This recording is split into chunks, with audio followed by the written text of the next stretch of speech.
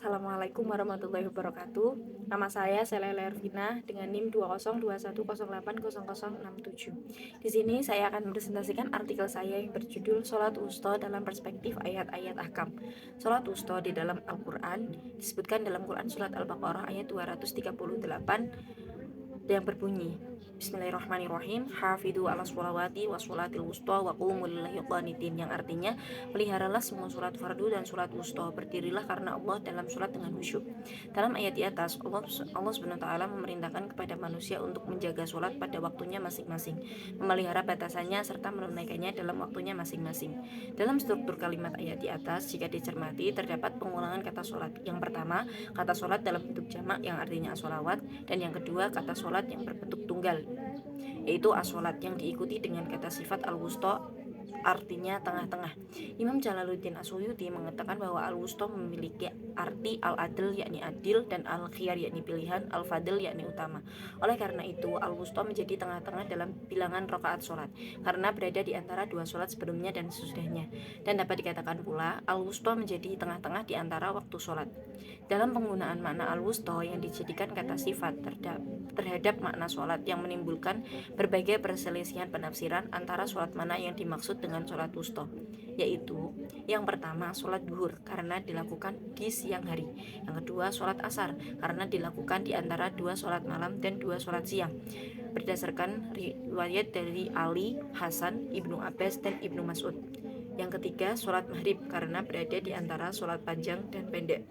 Yang keempat, sholat isya berada di antara dua sholat yang tak bisa diqashar. Yang kelima, sholat fajar karena berada di antara dua sholat malam dan siang. Dikatakan pula sholat al-wusta ialah sholat witir, duha, sholat idul fitri, sholat idul adha, sholat lail, sholat jumat, sholat jamaah, dan sholat khauf. Penafsiran sholat wusta dalam Al-Quran. Secara khusus, lafal sholat wusta disebutkan sekali ketika terdapat perintah untuk menjaga ibadah sholat secara umum, yakni pada ayat 238 surat Al-Baqarah, yang menjadi penekanan pemuliaan pada sholat wusta, yaitu sholat asar. Allah Subhanahu wa Ta'ala memberikan perhatian lebih kepada sholat wusta dengan bukti penyebutannya dalam satu ayat tersebut. Penegasannya melebihi pada ibadah sholat lainnya ketika banyaknya pendapat yang berbeda bermunculan mengenai penafsiran kata sholat wusta tersebut. Yang menjadi pusat penafsiran sholat wusta adalah sholat subuh dan sholat asar. Sunnah atau hadis bermuara ikhtilaf kepada pemahaman sholat wusta adalah sholat asar. Menurut suatu penafsiran, sholat al-wusta merupakan sholat subuh, seperti yang diriwayatkan Imam Malik dalam kitab Muwatta'nya melalui riwayat dari Ali dan Ibnu Abbas. Dinamakan sebagai sholat wusta karena mengingat tidak dapat diqashar dan terletak di antara dua sholat rubaiyah yang dapat diqashar. Dalam penafsiran lainnya, sholat wusta disebut sebagai sholat Jumat. Hal tersebut dikarenakan dikhususkan untuk berkumpul dan mendengarkan khutbah padanya, serta dijadikan sebagai hari raya.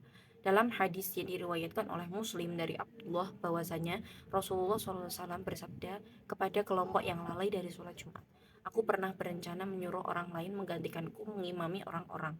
Kemudian aku akan pergi membakar rumah setiap orang yang lalai dari sholat Jumat." Sholat wusta sebagai sholat yang tidak ditentukan waktunya. Nafi dan Ibnu Umar dan Ar-Rabi bin Haytham, mereka mengatakan bahwa Allah SWT menyembunyikan pada sholat 5 waktu sebagaimana menyembunyikan Lailatul Qadar pada bulan Ramadan. Begitu juga menyembunyikan waktu pada hari Jumat dan waktu mustajab pada tengah malam untuk berdoa, dan qiyamul lail pada kegelapan untuk bermunajah pada alam rahasia.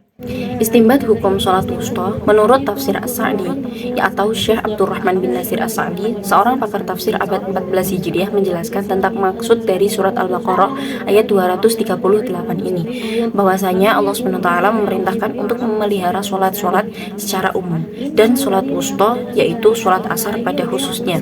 Memelihara sholat adalah menunaikannya pada waktunya dengan syarat-syaratnya, rukun-rukunnya, khusyuk padanya, dan seluruh hal yang wajib maupun yang sunnah. Dengan memelihara sholat, kita akan mampu memelihara seluruh ibadah dan juga berguna untuk melarang dari hal yang keji dan mungkar, khususnya jika disempurnakan pemeliharaannya sebagaimana yang diperintahkan oleh Allah SWT dalam firman-Nya, "Berdirilah untuk Allah dalam sholatmu dengan khusyuk," yakni dengan rasa rendah yang tulus, ikhlas, dan khusyuk, karena patuh itu adalah ketaatan yang langgeng yang dibarengi dengan kehusyuan. Dalam permasalahan ini timbul berbagai perselisihan antara ulama salaf dan kholaf mengenai sholat wusta sehingga muncullah berbagai pendapat. Namun yang menjadi pusat perselisihan dan pertentangan ialah antara dua sholat, yakni sholat subuh dan sholat asar. Pada beberapa hadis Rasulullah SAW menegaskan bahwa sholat wusta adalah sholat asar. Sebagai sebuah hadis yang diriwayatkan oleh Imam Ahmad dengan sanadnya dari Ali, dia berkata Rasulullah SAW bersabda dalam peristiwa Ahzab, mereka telah membuat kami lupa sholat wusta, yaitu sholat asar. Semoga Allah memenuhi hati dan rumah mereka dengan api. Kemudian beliau melakukannya di antara sholat maghrib dan isya. Hadis riwayat Ahmad. Hadis sahih dengan hadis yang sebelumnya juga diriwayatkan pula oleh Muslim dari Abu Muawiyah Muhammad bin Hazim Ad-Dariri. Diriwayatkan pula oleh Muslim melalui Syu'bah dari Ali bin Abi Thalib. Kemudian diriwayatkan pula oleh Syekhoni, Abu Daud, Tirmidzi, An-Nasai dan sejumlah pemilik musnad, sunan dan sahih melalui berbagai jalan yang diceritakan secara panjang dari Ubaidah As-Sulmani, juga dari Ali. Imam Ahmad meriwayatkan dari Samurah bahwa Rasulullah SAW bersabda, peliharalah segala sholat dan sholat wusta. Dia mengistilahkannya demikian bagi kita, ia adalah sholat asar. Kemudian Ibnu Jarir juga mengatakan dengan sanadnya dari Abu Hurairah, dia berkata bahwa Rasulullah SAW bersabda, sholat wusta ialah sholat asar. Firman Allah, berdirilah karena Allah dalam sholatmu dengan khusyuk. Dengan adanya pembahasan tersebut, maka dapat disimpulkan bahwa ayat Al-Quran dan hadis di atas menegaskan bahwa sholat asar menjadi salah satu waktu sholat yang istimewa. Demikian pula dengan sholat wajib lainnya. Sekian presentasi dari saya. Terima kasih. Assalamualaikum warahmatullahi wabarakatuh.